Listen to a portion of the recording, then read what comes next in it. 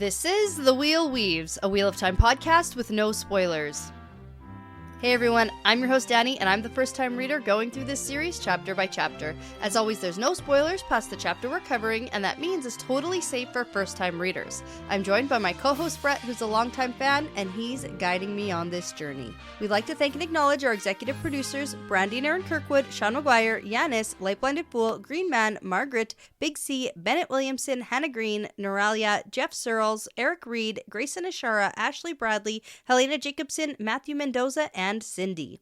And before we get into things today, we just want to thank and welcome Mad Greg to the Wheel Weaves Patreon team. And we want to thank Danielle for increasing her pledge at patreon.com/thewheelweavespodcast.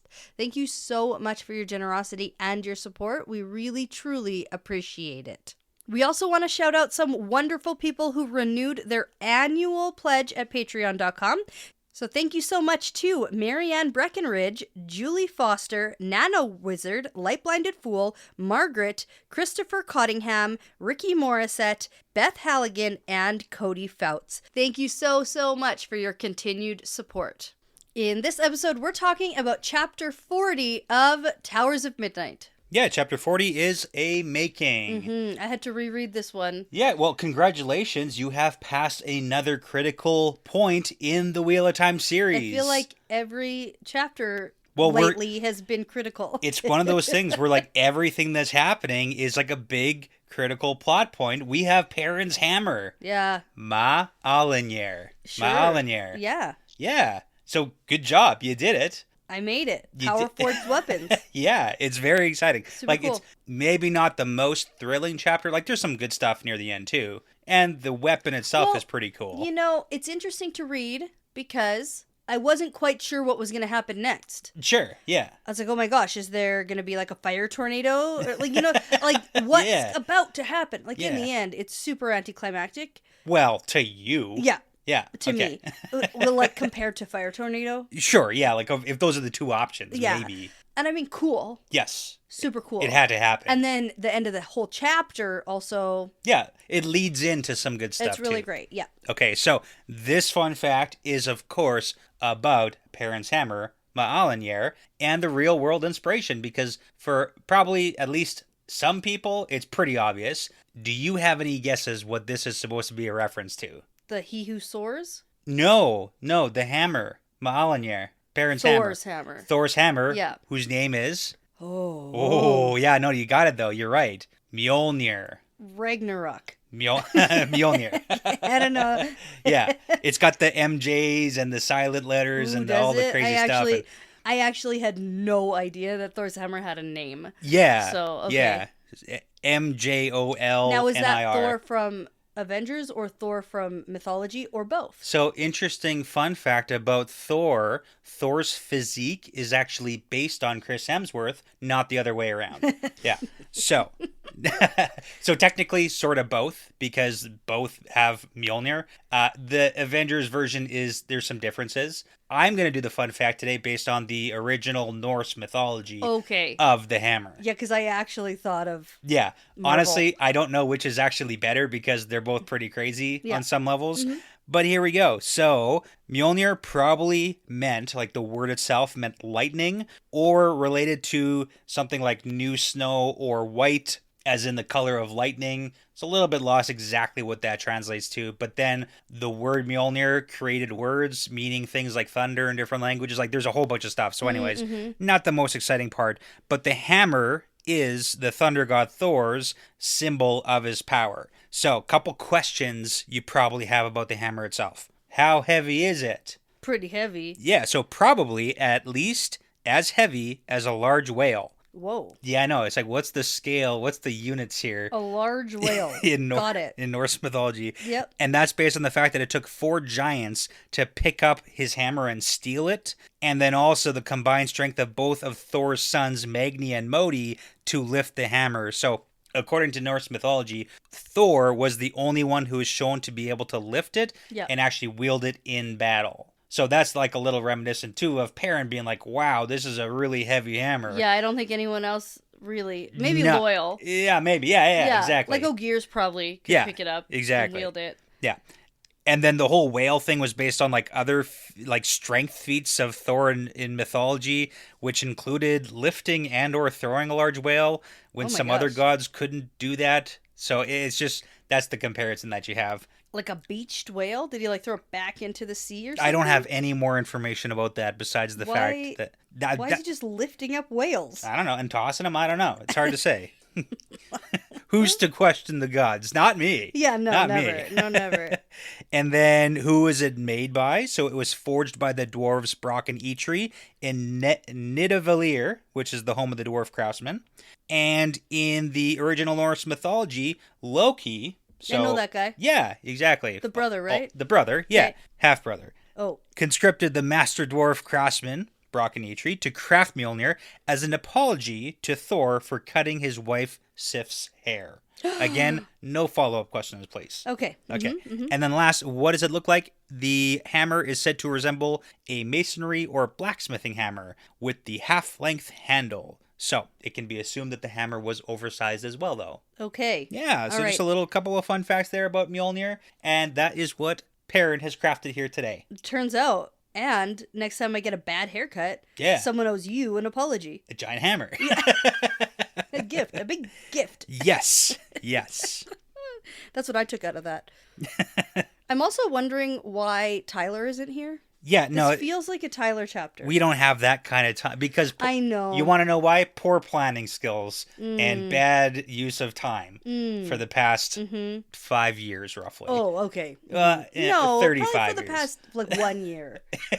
I think that we had our stuff together about a year ago. No, I just released the Discord schedule halfway through the month of March. Good for you. And I was like, wow. In January, I was like, we're going to be so on top of things. We were not. No. That was very preemptive of you. And now our release schedule is like literally every day for a month. People love it. It's like 30 episodes. You're getting everything. You're getting it all. Our download numbers are just going to we're gonna be like, you guys, so much. We got like 1 million downloads this month. And it's just because we've released 1 million episodes. Yeah. It's because of poor planning. Turns out that's how you get a lot of downloads. You just like keep releasing stuff. There you go.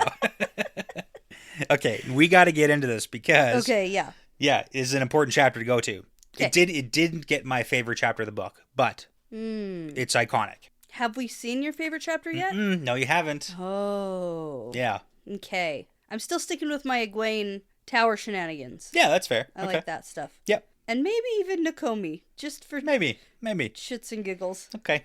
Okay, so chapter 40 is a making, because something's made. Yes. And our chapter symbol's a blacksmith's puzzle. Because blacksmith. Because of that. Yeah. Blacksmiths make things. Perrin is putting the pieces together. All the time. Right. Always. Takes him a while, but he gets there.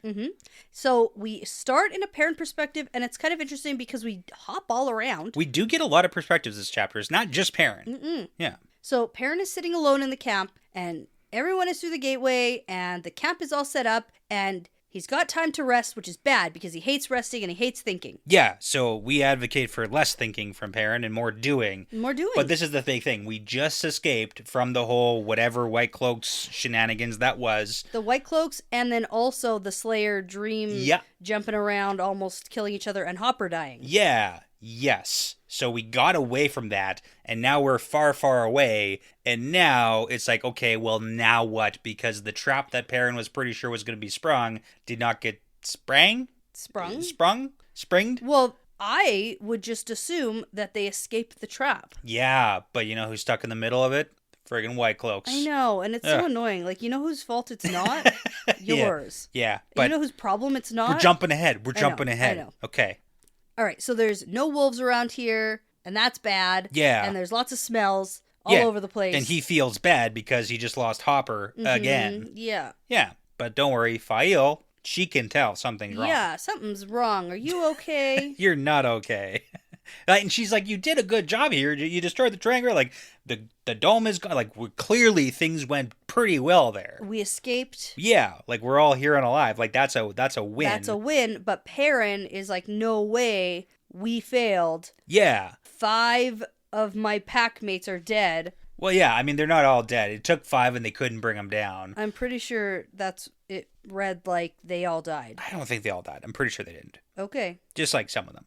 Okay. Yeah, anyways. I'm pretty sure they died. Okay, anyways. But Perrin still feels like, in the end, Slayer won. Yeah. Because they couldn't defeat him. It's kind of funny because so Perrin is looking around the camp, and he notices that everyone is looking at him all concerned. Like, everyone. The Two Rivers people are looking at him like, oh, man, Perrin. So when Perrin is doing so not good that everybody notices him, like, he has to be doing bad. Well, they have trauma from the last time Perrin did bad. I know, but that's what I'm saying is, like, it's kind of like when Rand thinks that he's being totally sane and normal, when in fact everyone is picking up on the fact that you're not. Perrin's the same way, only for, like, doing bad.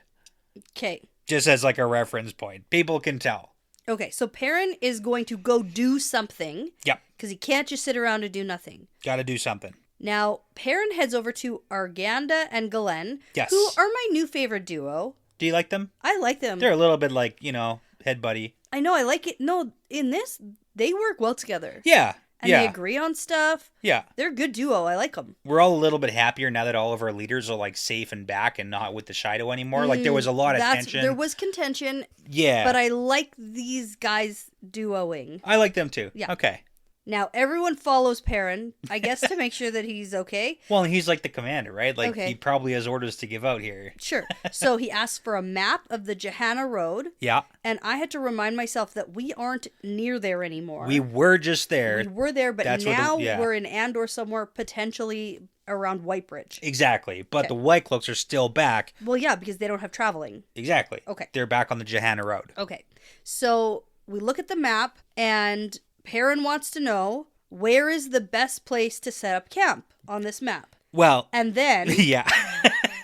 Arganda and Galen both agree that this spot here is the best place to camp. However. Yeah. It also sucks because. Best place for an ambush. Best place for an ambush. It's really funny because this chapter is a bunch of Perrin's questions, like, are very targeted. So when we get to Berelane's concerns, it's not a surprise that she thinks these things because Perrin doesn't explain what he's doing. No. He's like, hey, where does he have to? He doesn't, but also, like, when you ask a bunch of questions that are very pointed, like, hey, where's a great place for a large army to camp? And how would one ambush and murder all of them? It's like, oh, okay. What's the context here? The only context they have is that we just left the White Cloaks, who put him on trial, even though it was his own fault. Well, like, and sentenced him to whatever. Yeah, like, big question mark. But it's a fair concern. Like, I don't think it's totally unjustified that Berelane is so concerned. Because Perrin does a terrible job. I think, actually, I'm going to defend Perrin here. So he does a bad job of explaining himself. That's what I was going to say. I know that. Okay. But I also don't think he needs to, and I don't think that it's that bad of a job that he doesn't explain himself. All right. He doesn't have to explain himself. Doesn't have to, if Galen or Arganda were like, hey, what are you planning? Yeah. And then he explicitly didn't tell them. Yeah. Or was in his Berelane asked him like 17 times, hey, please don't kill Galad. No, she does not. That is so dramatic. 47 times. She's like, please, one please time don't. To him later, and now you're jumping ahead. Oh, man. Okay, let's get there then. That's fine. Because, when asked a question, he does answer it. Yeah. I just find it funny that you're also defending Perrin because that's not like you. Well, this is a good, active Perrin chapter. Okay. And Tyler's not here. That's true. Somebody's got to do it, and it's not going to be me. Okay, so now we got to figure out if the Ashaman are asleep yet.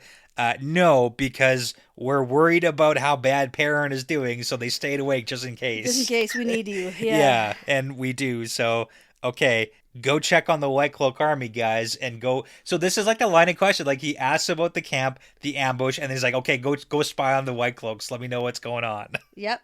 Yeah, but now he can go and do something to get his mind off of things. Get his mind off something. Right. Some people go for a run. That's true. I understand the physical. I get it. Yeah. I like to do the gardening, like the chopping wood and like the digging dirt. Like I have a. You like that? Yeah. Yeah. Oh. That's why I've always dug all the dirt in our. I just thought that was because I didn't like that physical labor piece of it. Yeah. No, I like it. Okay, so I have some garden projects. Yeah, I get that. And you're gonna like doing that? in a sense of like physical labor to get my mind off of things. Okay. Like in that sense, I understand where Perrin is coming from. Okay, because I do have a project. I know you for the do. spring. Okay. I know. Okay. I know that. Great. I really shouldn't have said this. I didn't know that was I want to take back everything I just said. That's very funny. Okay. Okay. Well, anyway, so he's going to go Yeah. to the place he feels most at home. Blacksmithing, yeah. Blacksmithery. And he tells the blacksmith here, get out of here. I'm going to make the horseshoes now. Sort of. I actually think he says it nicely. He does. But the blacksmith's perplexed. Well, yeah, he's like literally the lord of this, like. Yeah. And he's like, I'm going to make the horseshoes. Okay, man. I need something to do. Yeah. Okay, so he pulls out his own hammer and he starts working. And he's like, oh, man, this temporary setup of a blacksmithy shop place sucks. Forge. It's a smithy, I think. Smithy. A forge is. I feel like is the forge like the hot part, the part with the. You're asking the wrong person, and I'm not gonna look it up. Okay. So that's fine. He's doing it. He's doing the horseshoe thing. It's fine. It is a little. Ugh, but the whole fire doesn't even get hot enough. Doesn't even get hot enough. I was gonna say that. Yeah, but then we got the Asherman, the wise ones, and Missouri. Everyone's showing up. And we get like this little side note that he sends like Sulin goes through the gateway to check on the White Cloaks. And comes back. And then comes back. So he's here for at least a little while. Long time. I think at one point he's like something around an hour, 2 hours. Like it's not a short amount of time. My question is, how many horseshoes do you make in that amount? He stopped making horseshoes pretty quickly. Does he? Well, yes. Does he though? Yes. I know he starts going on the other stuff, but I think he makes some horseshoes. At this point, he's still making horseshoes. Because then, after we get the fact that she came back, Perrin's looking at the horseshoes and he's like, this isn't hard enough work. I need something challenging. Yeah. I don't know. So he made a few horseshoes. Yeah. That probably takes a while. Probably. Yeah. 150, 100, 500 horseshoes. Oh I don't know. Gosh, no. I have no idea. Like 4. I don't know. Enough for one horse. One horse. Maybe 8. Maybe. 2 horses. Okay, I like that. Let's go with 2 horses. Okay. Definitely not 100. I don't think he made hundreds of horseshoes. It's not difficult to make a horseshoe. It's just time consuming. Yeah, it's tedious work. Yeah. But it's not challenging. Right. Okay, so he's got to create something to balance the destruction because balance and such. Which is like poetic and stuff, but do I believe that Perrin actually would have thoughts like that? I mean, that's literally been the whole hammer versus the axe thing for. I know, but it's just a touch too poetic. Like maybe it makes sense. Right. But if I was going to start creating something, it's like, I got to create something beautiful to balance out all the destruction. Like, no. People don't talk like that. Well, on the good news, he also doesn't know what he's doing yet. So he's just going to pull out some steel and put them on the coals. Yeah. And it's like when you start painting and you don't know what you're painting yet. And you just throw paint on the canvas and then you're like, ooh, what does this look like? What is this turning into? Yeah. Yeah. Okay. I can't relate to that. Except super Tavirani because the pattern knows exactly what they want you to paint. Which is funny because it's literally the thing that he likes the most. Yeah. It's just a hammer. It's not like it's just. It's like, what is this? What could I possibly? Yeah, it's a hammer. Wasn't sure. It's a hammer. Okay. Well, wasn't there one time he was making all these weird sculptures of people? What? Or was that in a dream? I think that was a dream. Okay. And I don't think he was making them. I think they were just there, weren't they? I thought he was crafting them. Maybe. And then every time he pulled more out, they were a bunch of little weird sculptures. Maybe. That for sure happened. Vaguely. I don't know. Did I dream that? That's very strong words to say that for sure happened. It may have. 1,000%. At this moment, I happened. can't confidently say yes or no. I can say confidently that happened, cool. And I think it was a dream. We can be confident that you have a memory of that happening. Yeah. Perfect. Okay. So he's doing his thing, making something. He's not sure what. Neil, the Asherman, steps up and says, hey, I can help with that because the coals aren't getting hot enough. And he's a little bit frustrated.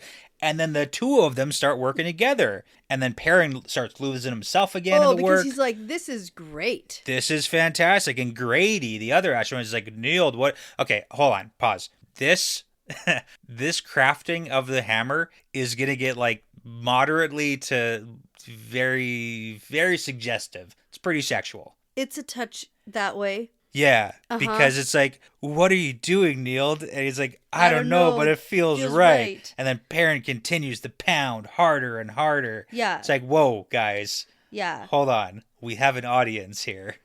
Yeah, and remember last time we were in the smithy, I wanted him to have sex with Fail, and he never did? Never happened, but right here. No. Right here. With an audience. Not Fail, but we're gonna create... That's interesting. It is quite explicit in my opinion. The only part that I really thought was quite explicit was the part about the head and the shaft. Oh, yeah, just that part. That was a little bit... How large and heavy it is. Yeah. Yeah. Yeah.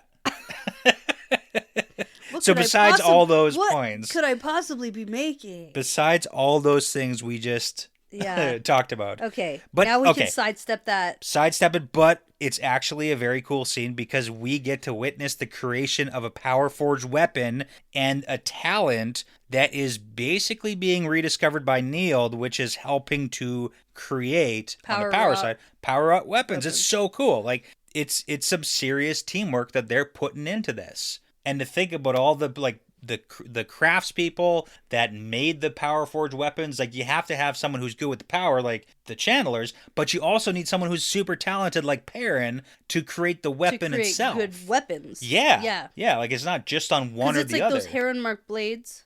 Some of them. Or some of them. Some of them. Not necessarily. So not all heron mark blades are power forged. Not all power forged weapons are heron marked. Okay.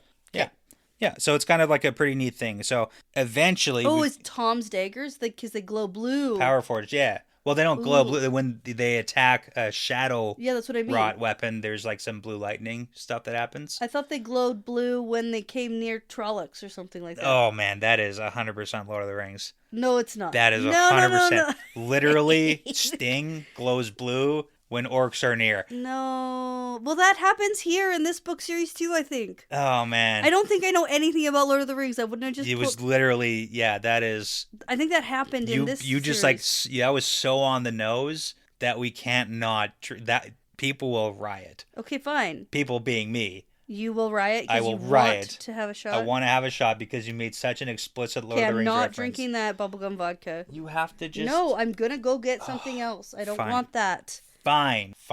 Okay, so that was an accident. A happy little accident. Okay, maybe. And I do think I'm a little wrong. You convinced me. You've accepted. Because I think I'm thinking about when that's Lan okay. is fighting. Yeah. And It's the power forged weapons meeting like Thakandar blades we got in the earlier books.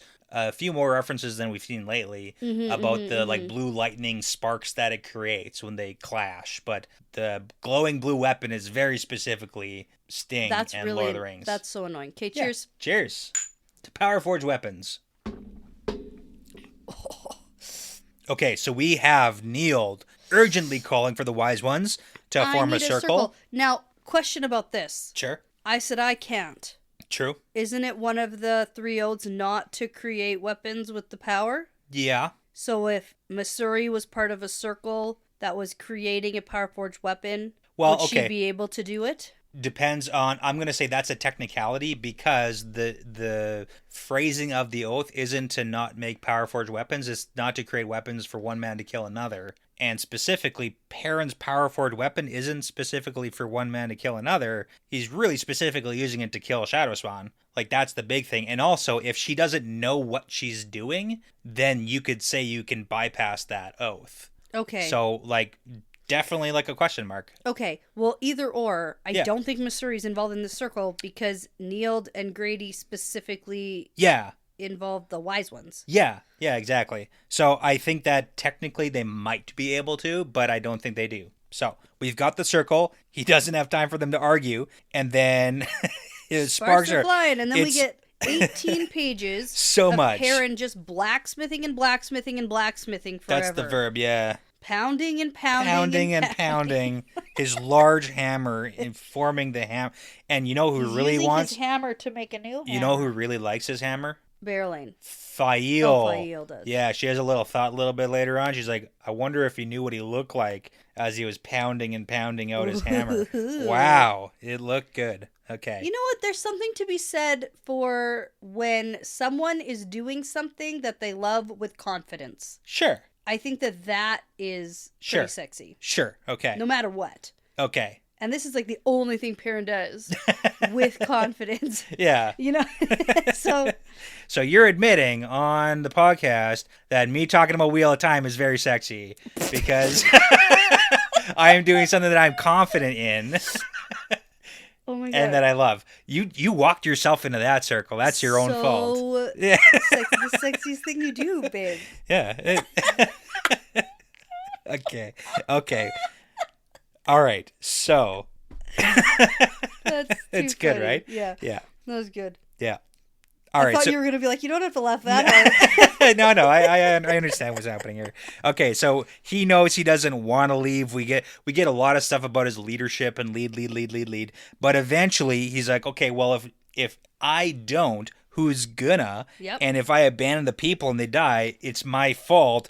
So I guess if somebody needs to be the leader, it's gotta be me. Because if you want it done right, you gotta do it yourself. Yep. Exactly. So there you go. So he's finally on board with being a leader. And the Lord. And then he's done crafting. Finally. And now he's got to put his little imprint, the ornamentation that he's made for the hammer. And it's a leaping wolf. Because Hopper just died. Yeah. Yeah, it's sad. Yeah. Okay. I'm glad halfway through he figured out he was making a hammer. Well, I think it took him almost to the end. I think he always knew. I think he always knew. But that's part of he Perrin. was too busy meditating on all his poetic thoughts. Right. Yeah. And then he realized. You get it. Yeah. You get it. Mm-hmm. Yep. So Perrin finally puts his stuff down, puts all his tools down, and then he looks at this gigantic, beautiful hammer. Beautiful, gigantic, throbbing hammer. It doesn't. I don't know if it said that, but never says throbbing. It may have. That's the fan fiction version. Okay. All right, and the little wolf ornamentation, it looks like Hopper. Yeah. Yeah, and it still feels warm to the touch, but it doesn't burn him. Oh, good. Very cool. Mm-hmm. Okay. And then he turns around to look, and there's a huge crowd of people. Oh, yeah. That have been watching him forge this hammer. Yeah, and then Neil, then the wise ones all sink down because they're friggin' exhausted. Fall down. Yeah. So we get a little description here. The hammer itself is 4 feet from top to bottom, which is enormous for a hammer of this type. The haft itself is all steel, which is something he's never seen on a hammer before. Yeah, it's usually wood, right? Yeah. But it's 100%. And then he can barely lift it with one hand. So this is a big effing hammer. Yeah. That he's going to smush things with. Cool. Yeah, it is. It's a big one. It's a big one. Yeah, a young bull needs a big hammer. Horns. Yeah. You mess with the bull, you get the horns. Get the hammer. Yeah, okay. Now, Perrin calls out to good old Will Alcine. Yeah. And is like, hey, man, I told you to burn all the wolf head banners. Did you listen to me? And it's whoa, you just crafted this giant, scary weapon. Did you obey me? No. And he looks down all ashamed. No, I kept one because I made it and I was proud of it. Please don't smush me with your giant hammer. And then Perrin says, go get it. Yeah. Okay. And then it's speech time. Speech time. I will lead you to war, and we will march under this banner. Put it up and don't take it down till after we win the last battle. But first you have to say, I can't protect all of you, and I'll probably make mistakes. It's Perrin, we gotta work on your inspirational speeches. You know what, though? It's honest. It is, but... Everybody wants a fallible leader. Debatable. I know. That's my favorite thing about leaders is when they're like, I'm not really sure what I'm doing. Some of you may die. That is That's a risk I'm willing to take. That's really what we want. Lord Farquaad, yeah. Yeah, there we go. Mm-hmm. Anyways, on to the last battle. We're doing this. It's go time. We are rallying the troops. Yeah, golden eyes to the last battle. Yeah. Woo! And then Perrin goes, rouse the camp. We have one more task tonight. Right. Something about ambush and a camp and a large army and killing. And don't think too much about it. Just get going. Right. So should we not explain to at least some people? No. Ugh, come on. I don't think so. All right. Does Matt need to explain why we're doing what we're doing to people? No. He just says do this and then do this and then they go, good plan, Matt. And then they do it. Yeah, but I mean, he's fought a few more battles. You know? He's got This is a good plan. Okay. All right. This was a very well thought out plan. Yeah, medium. I think it's a great. Yeah. I think this is probably the best thing Perrin's ever done. You just like jump into his defense here. Like, wow, it's just you keep escalating. I'm just so surprised you're so angry with Perrin here. I'm not angry with him. I prefer when there's a little bit of explanation for your troops of what is happening. Is that what you prefer? I do prefer that. Nobody. I do prefer you that. You don't. Ugh, whatever. Okay. Right now, care. today, in this moment. You don't care if anyone else explains what they're doing to anybody. And I'm always the one complaining. And then all of a sudden you're like, Perrin. Yeah. Do better. It's called a double standard. Get used to it. Okay. All right. So now we got a moment to talk to Neil because it's like, hey, man, what did we just do together? Look at that this was new hammer. crazy. It's super cool. Yeah. Neil doesn't even know. And he's like, I just did what felt right. See, come on. It's like a little. I don't think that's sexual. Okay. Well, I think that's a regular thing in other fantasy books. Yeah. Because that's like the soft magic system that you don't like. Yeah. Where it's like, oh, I just felt like this is what I needed to do. Yeah. And then I just did it on instinct. Yeah. And I like that. Okay. All right. I don't think it's as sexual as you think it is. All right. You know what? Fine. All right. So he put the weaves into the metal itself, and then Perrin says, "Hey, we need a name for the hammer," and he asks us if anybody has the old tongue for the name "He Who Soars." And then Berelain, oddly enough, is the one who speaks up. Not oddly, she knows. I mean, she knows, but she says Ma'alinyer. So we finally have Mjolnir, the hammer. Ma'alinyer. It's a big moment for us. This is like pretty huge. This moment is as huge as the hammer is. Oh, it's big. It's a big hammer. Now, Perrin turns to Sulin and is like, okay, did you find out about the White Cloaks? And right. She's like, yep. Yeah. They made camp right here. Remember that spot where it's like... That's perfect for camping and also an ambush? That's the spot. That's the spot. But, I mean, come on. Because then Perrin's like, all right, everybody... We gotta go and kill a bunch of people. No, he doesn't say that. I know he doesn't actually say that, but that's what I'm feeling. Okay. Yeah, he remembers that vision he had of like the flock of sheep running towards the cliff, and everyone's like running off of it into the jaws of a beast or whatever. I don't remember that, but okay. There was a really weird vision. Yeah, I think it was one of the mistakes in the book actually, where we were in the wrong perspective, and then we got a Perrin explanation for it, but it shouldn't have been.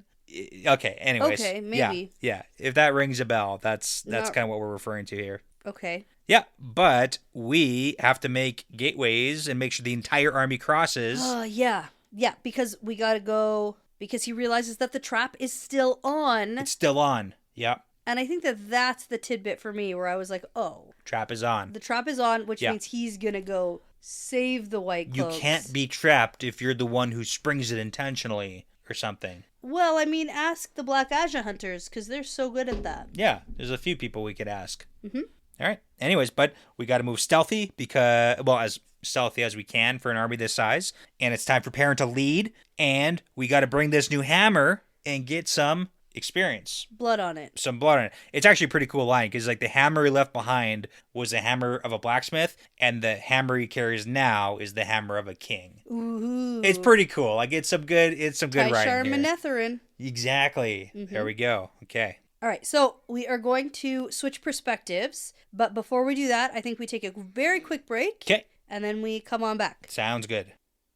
Okay, so we are back, and we're going to change perspectives, as is tradition. That's the tradition. Although it hasn't been tradition for a while, I feel like. It hasn't been that long, We've broken tradition a few times. But now, immediately after a Perrin perspective, we get a Fail perspective. Yeah. So Fail is running her fingers across the anvil. Yeah, thinking about the scene she just got to witness. The whole scene, but Berelain is here, which is kind of ruining the vibe, I think. Yeah, maybe a little bit, yeah. Yeah, so Berelain points out that it's been centuries since anyone has seen a creation of a power-forged weapon, and that is the... ultimate, in case you didn't know. This is a power forged weapon. And it made me special. Go, oh, okay. Yeah. And it's a useful talent. She kind of makes an interesting point here because she's like, this is going to be very helpful because now we can have like power forged weapons. But also, if you look at the amount of power it took and how many channelers it took, and then the craftsmanship that went into it's like, that is we're not getting that many power forged weapons. But I mean, like, we'll get some. We might get some, and some is better than none at this point. Yeah. We need every advantage we can take. So Barreling definitely thinks some Tavira-ness might have happened around here. Yeah. And I also think that definitely some Tavira-ness just happened. And she points out, like, yeah, we got it from this group of people, but with talents popping up all over the place, like, we'll probably get a few more people who can do this kind of thing too. Maybe. Yeah. But more importantly, Barreling, is really wants to talk to Fael about, we gotta divert him. Please talk to Perrin about killing the White Cloaks? It's a bad plan. Bad plan. We need to stop him from killing the White Cloaks right now. And Fael is like, what are you talking about? He's not going to kill the White Cloaks. It's like, yes, he is. It's the perfect ambush. You clearly don't know Perrin even a little bit. It's like, consider what just happened at the trial. He's for sure going to go kill them.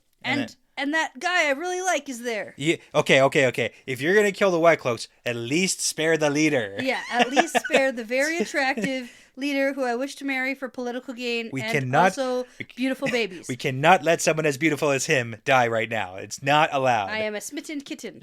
Yes, very much so. Okay, so then there's like an argument back and forth whether or not Perrin is going to try and kill the White Cloaks and Galad. And then Fael is like, you suck at picking men, which... Believe it or not, Barreling gets offended by. What? I know, crazy, right? You tell her she's got bad taste in men? And then there's this crazy argument. Well, maybe not crazy. No, it feels a little crazy. I feel like it's a long time coming, though. Sure. Because they've been doing this thing where they, like, pretend to be friends, and everything that they're, like, mad at each other about... Yeah.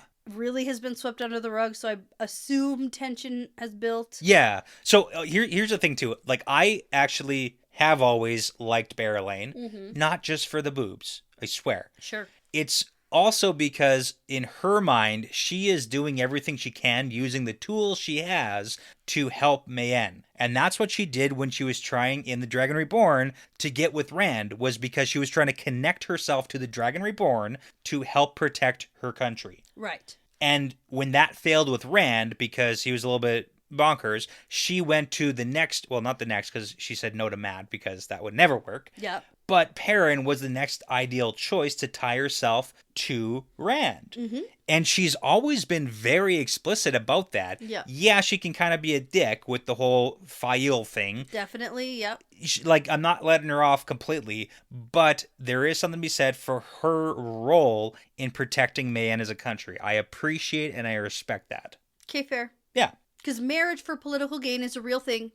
Well, yeah. So, literally, probably all of humanity up until maybe recently, and even then is like, yeah, still. It's still a thing. Okay. So I get it. So her thing is like, how do I connect to the Dragon Reborn? And then she points out, because Fael isn't really understanding, she's like, hey, Galad is half-brother to the Queen of Andor, and if everything really does go forward with Rand and Elaine, like, that's a connection. That's a good link to Rand and the Dragon Reborn still. Little does she know, Elaine hates Galad. He's the worst. And would never give him anything he wants, especially his hussy wife. But again, by marriage, you are related, therefore... No, Elaine won't care. Yeah. By blood, they're related, and she doesn't care. That's true. So she just doesn't know. Okay. Yeah. My favorite about all of this is how Barreling has convinced herself... Right. that there's a reason for liking Galad and going for him. Yeah, She almost had to, like, spin this tale. Well, she has to justify it because she's not going to marry just for... No, but she also thinks he's super hot and is super smitten and wants him. Crazy how the brain works, right? Yeah. It so she's figured like it out. made up this whole thing. Okay, well, if A plus B she's like the crazy J, guy connecting the dots on the murder board. Exactly. Yeah. So That's she's the one. figured out a way for it to make sense for her to get with Galad. This is why I'm legally allowed to bang Galad. Yes. Yeah, it's allowed. Yeah. It's allowed and it's right. And he also thinks I'm hot too. Okay? There you go. That's a side. It doesn't even matter. Doesn't even matter as much.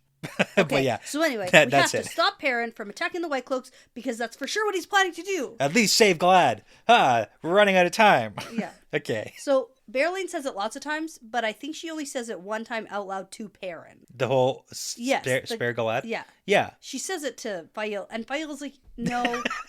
And I think that's why I was pretty confident that Perrin wasn't going to do that. Sure, because Fael is so confident that Perrin's not going to do that. Yeah. And so I was like, okay. Yeah. So now we got to jump back over to Perrin. Over to Perrin. Yes. We got a couple more things to do before we do this whole thing. We got to say goodbye to Elias. Yeah. See ya. So but that's actually what's happening because Elias is going to the last hunt.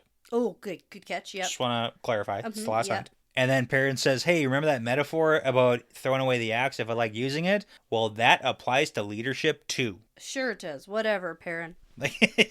Yeah. I says, okay, man. See you later. I gotta go. Yeah. And we get a nice little thought, too, from Perrin thinking he's finally found the balance he's been looking for a long time. Okay, sure. He's not going to... Until next time he has a crisis. Yeah, until he changes his mind again, yeah. But he's not going to go full wolf like Noam, and he's not going to be like Elias. Yeah, he likes civilization and his wife. There's middle ground. Yeah. Now, it's annoying that it took so long for Perrin to recognize that he has a different journey than Elias had. Sure. Like, he's a different person with different experiences. Yeah. And you don't have to just cut yourself off from civilization. But here's the thing. But not even making light of it, like representation in media and things like that. When you're looking at Perrin, he only literally has 2 role models to look at. He's got Elias and he's got Noam as examples of people who are like him. And he doesn't understand what's happening with himself. So when you look at that... Finally, he's like, I walk my own path. And it's like, yeah... That should be obvious, but I understand why it's not. I still find it a touch annoying. Sure. How long this took. It took a while. Because we have can we be honest? Every other character. It's only been like 2 years. Since leaving the 2 rivers. Listen. It's been like 2 years. But how much have we actually gone through? So much. I know. It's been like 2 years. That's it. It has not been that long. But everybody else has moved on and trudged their own path. Yeah. Without proper role models. Like, if that's your argument. I'm just... That's well, not a every... bad one. You can't compare. Wait, why are you defending Perrin now? Oh, no, shoot. Okay, yeah, screw him. What's happening? Let's go. What's going on? Okay, so Elias has to leave, like, right now, tonight. And Perrin's like, yeah, man. I know, bye. I love that they call each other their little nickety names. That's not nickety names, it's their wolf names. Says hunt well, Longtooth, and then he's like, hunt well, young bull. I love it. Well, see ya at the last See hunt. ya when I see ya. It's pretty cute. I like it. Okay. Because Perrin Golden Eyes has some killing to do tonight. It's just like the phrasing and thoughts is... I know. It felt almost too intentional. Yeah. Like I didn't fall into the trap. It was almost like too in my face. Yeah. That I'm supposed to think he's going... Right. To kill the White Cloaks. Yeah. Now, you know who really thinks he's here to kill White Cloaks? The White Cloaks. The White Cloaks. Yeah, so now we got to jump into this crazy perspective. Okay, Glad. He's having a bad time. Wakes up to the sound of somebody storming in and being like, oh my god, it's Trum. We gotta move. Oh, yeah. Aaron's army's here. How did they get past us on the road? I know, and we only caught sight of them by accident. Yeah, right. It's so fun. And then later, it's... Okay. Yeah, it's because he wasn't hiding from you. Yeah. Yeah, okay, so Glad needs to know, like, okay, how do they get up into the place perfect for an ambush without us spotting it? Like, it's because and then they're like, dark powers. Oh, dark powers. And it's like, no, Glad, we've seen the patrols of the White Cloaks, and you're terrible. They're so bad. You're so bad at it. And also, they literally used magic. And also literally magic. Literal magic doorways that transport us from one place to another. But... I just don't want to give White Cloaks credit where it might be due because they're terrible. They are. They wouldn't see him anyway. They wouldn't. If Perrin wanted to get around, he would. He snuck into their camp. It was dark powers. 2 separate times. And taken prisoners from their camp, so many times. Dark powers. So Glad is like, okay, get everybody ready. Get your armors on inside your tent so that we don't give away that Perrin knows that we saw them. Yeah, okay. There you go. Okay, Glad. Okay, so just for a moment, Glad thinks that maybe they should surrender. But no way. No way. No way. No children of the light will give in to no dark friends. That's right. Now this next little sequence here with Buyer is a little bit crazy. It's all in a White Cloak's day's work. Yeah, I mean, we've always called Buyer overzealous, but the zealousness is a little bit over. No, it's not. The overzealousness. He's fed up. He's done. Okay, so He's done. Let's look at this from Buyer's perspective, and I actually don't fault him at all. Now you're defending Buyer? A little bit. Ugh. Just because he is one of the... He's like an Elida. You stick to your convictions. That's true. Man, and from his perspective... But what about the insubordination? Everything has gone terribly. You can't have insubordination like this. At this point, though, he's at his wit's end, and he thinks he's about to die, so he's going to say it like it is. That's true. Okay, but Glad's got some good points. So let's play this out. Okay. So Buyer storms in, and he's being a huge jerk, and he tells... Can I be Buyer? Okay, you be Buyer. I'll be Glad. Okay. Glad, you've killed us! Side note, all respect gone from his voice. Those who walk in the light can't take responsibility for actions of those in the shadow. I acted with honor. You should have acted instead of going through with this ridiculous trial. Yeah, we would have been slaughtered. He had Aes Sedai, Aiel, men who can channel, more soldiers than us, and dark powers. The light would have protected us. And if that's true, it'll protect us now too. No. We have led ourselves to this. If we fall, it will be deserves. Okay, see ya. See you later. And scene. And scene. That was great. Okay. So Glad doesn't have time to deal with any of that right now. Mm-mm. Put a pin in that for later. We can deal with insubordination later. Uh-huh. We got some of Glad's thoughts on how we're going to actually try to strategize this, because in his mind right now, Perrin is like coming full force to murder all of them right now. Yeah. So he thinks the best chance is to get the men armored and then break from the tents and run for the horses, and then maybe we can set up some pikes to prevent a cavalry charge from Perrin. But he's thinking, man, the archers are still going to be a huge problem, and like we got raining shields, but death on the tents. They're basically like it's not going to work. It's there's no way they would actually win against Perrin's forces here, especially because they have the high ground, they have channelers, the longbowmen, channelers, like they got everything. So they just got to survive the night here. Oh yeah, okay. Maybe shields will help a little bit. Maybe. And maybe the light will be on their side. Right? Maybe. Maybe Perrin will be on their side. Maybe. Hey. There's a lot of maybes. Okay. So we perspective change actually to Fael. Yeah. Because Perrin is getting everything ready for the battle, and he orders Berylane and Alejandra to retreat safely, and then he asks Fael nicely if she'll also do the same. Yeah, he's not going to order her to retreat. But he doesn't want her here in the middle of the battle. Yeah, and you know who also doesn't want to be here in the middle of the battle? Fael. Any of those three. Okay. They also don't want to be here. Fair. Yeah. Now, Fael sort of slightly maybe thinks Perrin might be actually attacking. She put a bunch of doubt in her head. She did. She got through a little bit. And then Berylane starts pleading with Perrin, please don't do this. And then Perrin says, I'm doing what I must. Yeah, super convoluted. And then suddenly Gull appears and reports to Perrin that the White Cloaks know we're here now. But they're trying not to be obvious because they're getting dressed in their tents. Yeah. It's like so good. And if Gull is reporting that, it's like, okay, yeah. we intentionally let them see us so that they would start preparing for battle. It's like, we're helping them. Get your armor on. It's get like your where butts you do in that gear. thing where you manipulate someone into doing what you want them to do the whole time. I'm going to get you. Yeah. I'm going to get you. Okay. Can you please just get ready to fight? Yeah. Thank you. Okay. You're welcome. Yeah. I think it's a good plan. Yeah, and then this is the crazy part, because now Fael and Berylane are starting to pick up on it, that Perrin's riding forward and watching the area down the road. Not where the White Cloaks are. Not where the White Cloaks are. Whoa. What's happening? And then suddenly, yeah, the White Cloaks all bust out from their tents, running for the horse lines. Yeah, that's the plan. They got to get to the horses. Yeah. And then Perrin calls for the archers to come forward, but they're not even facing in the exact right direction to shoot at the White Cloaks. It's crazy. Oh my god, it's so weird. Yeah, it's almost as if they're not attacking the White Cloaks. Right, okay, I just had a thought. Okay. So, back to Berylane saying to Perrin, please don't do this. Yeah. And him saying, I have to do what I must. In his mind... Like, what's she talking about? We're not what she's talking about, but maybe she's upset that he's leading everybody in to fight Shadowspawn. Yeah, and like people are going to die. Because in his mind, he knows what he's doing. Yeah. Gald, like everybody else, is clearly privy to the plan. Okay. And so, to him... it's just obvious. Yeah. So he's like, don't worry. I know people are going to die and it's scary, Berylane. It's important to fight But we have to. You got to fight the evil. Like to him, like, because even right now, she says, okay, fine. If you're going to attack the White Cloaks, please spare the commander.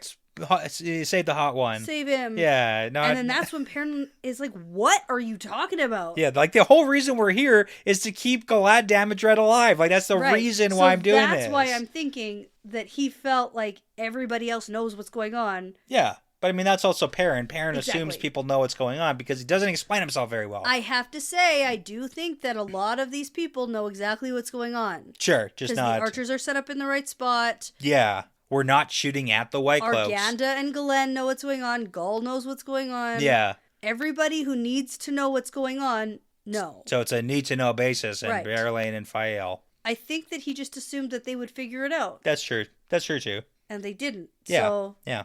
I don't know. He's got so much to worry about. He has to I agree. explain his thought process to every single person who crosses his path. No. He could literally say, you know that trap I was talking about? I can literally see shadow spawn and smell them right over there. Yeah, I know. They're but he's right there. clearly said that Well, to the people it matters to. I know. Yeah. But it's just it's Perrin. It's Perrin. We gotta split our time. We're splitting here. it. Okay.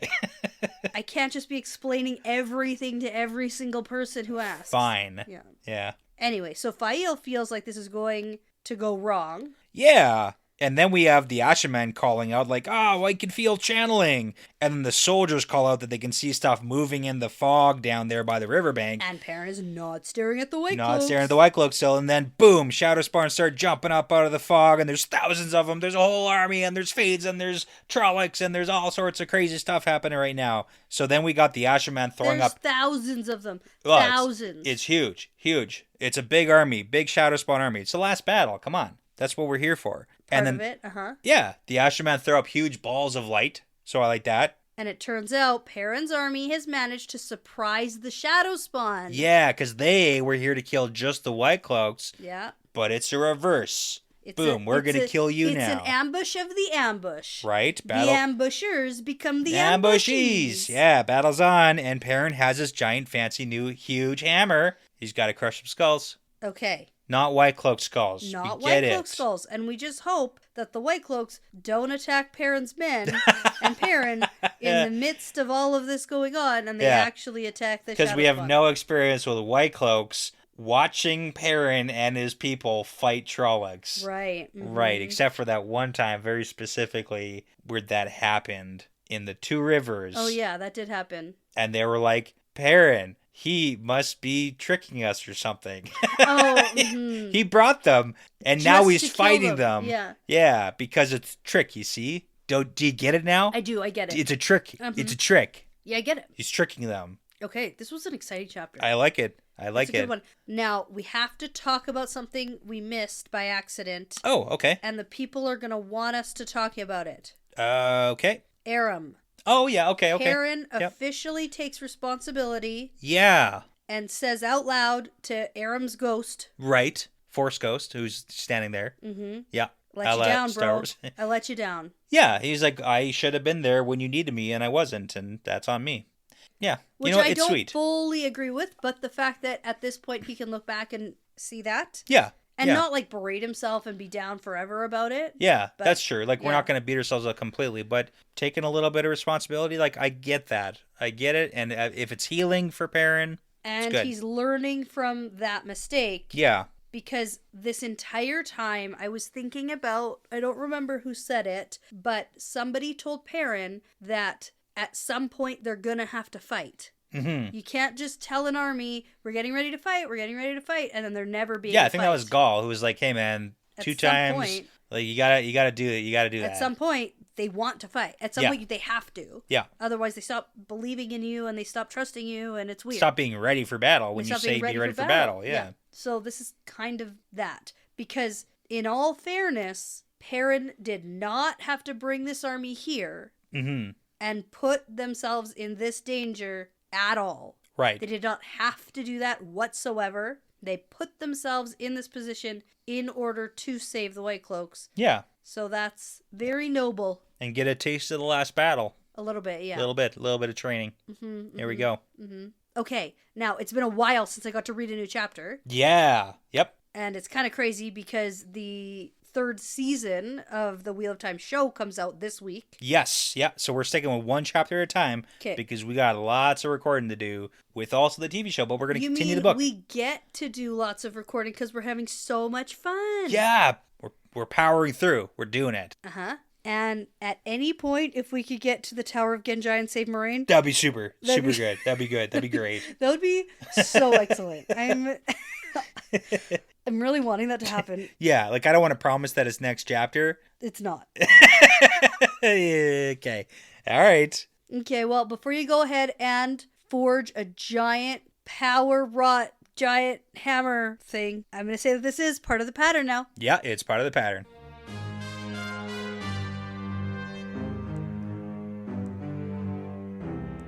Hey, thanks so much for sticking around. That's the end of another fun episode. The Wheel Weaves is hosted and edited by Dani and Brett and produced by Dani and Brett with Passion Socks, Cody Fouts, Benjamin, Jamie Young, Megan, Jared Berg, Rikky Morrisette, Adam, Mozyme, Michelle Forbes, MKM, Antoine Benoit, Lawrence Bradley, Colby T, Gabby Young, Rycat, Zane Sayaka, Matrix, Matt Truss, The Albatross, Bratimus Prime, Sarah Creech, Sims, and Saverio Bartolini. With music by Audionautics. Now, everyone, please be sure to go check out our Patreon page if you are interested in supporting us and the podcast. We'd love to send you some Patreon-exclusive merchandise as a thank you, plus you'll gain access to our episodes earlier than everyone else.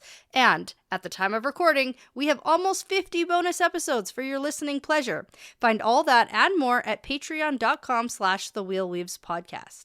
As always, please be sure to give us a 5-star review because it really does make a huge difference in helping other people find us. And be sure to tell a friend, Riyadh, because referrals really are the best compliment. For general information about our show, like how to send us shot glasses, how to join our Discord, and how to get in touch with us, visit thewheelweavespodcast.com. Thanks again for listening. This really is part of the pattern now.